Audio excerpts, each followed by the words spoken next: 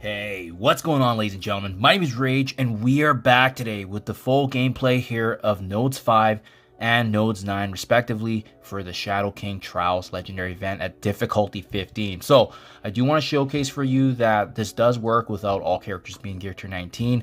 Obviously, Old Man Logan being a very important part of this because he's going to be carrying a lot of the damage and load, as you'll see in the gameplay, but as well, I wanted to show you real quick here, if you want to save on some T4 upgrades and materials, this is where I have each of these characters. Mind you, they're all level 95, gear tier 18, but to be honest, as you see in the gameplay, because of Logan actually carrying the load, you don't necessarily need all these upgrades. More so for them, I wanted to bring them up, but then obviously the enemies we're up against are quite heavy hitters, so thankfully we have the synergies. But again, you can even opt in to bring some of the Undying characters, but this is what worked for myself just because they're already built up, and this is an amazing war team that you can take advantage. So without further ado, oh sorry, let me just jump to the packs as well in case you're interested.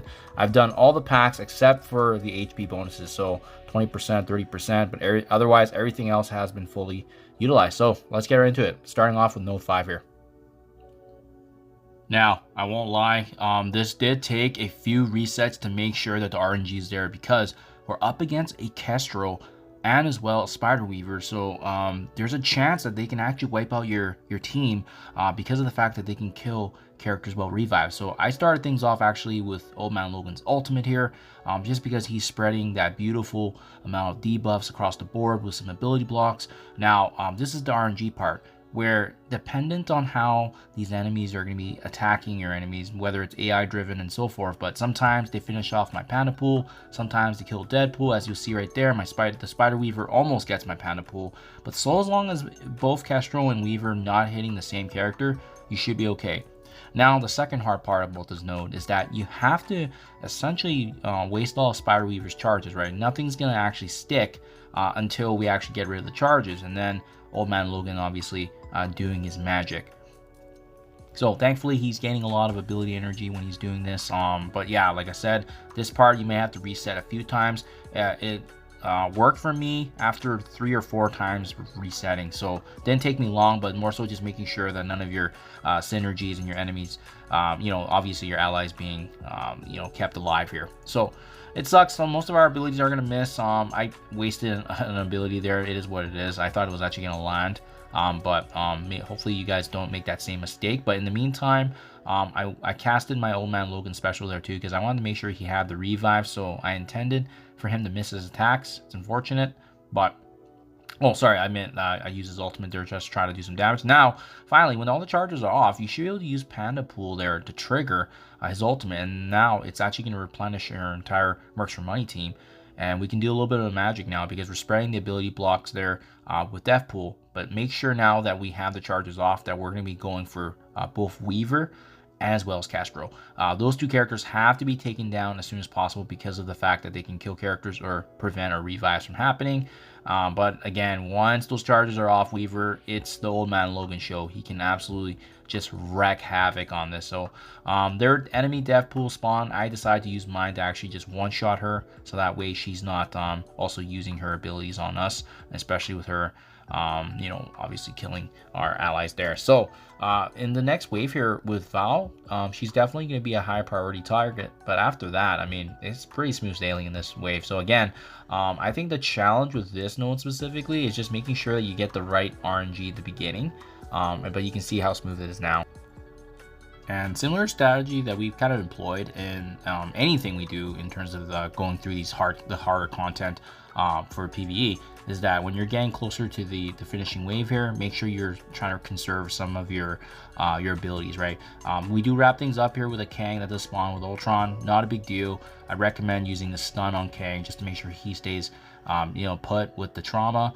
And because of Old Man Logan being able to generate his ability, it's really easy to actually just go ahead and use your abilities here. Dawkin, actually everybody else just use the basic abilities. Make sure Old Man Logan, if you are going to use anything, it only comes from Old Man Logan, as everybody else needs to save their abilities in case you actually need it for the next node. But I found that this one was trickier than the next node. As you'll see, it's pretty straightforward. So easy finish, but again, a little bit of luck there because you have to make sure the odds fall in your favor. Okay, here we go. And I believe this is node 9. So right before the last and final node here, we get to bring in our Mercs for Money team once again.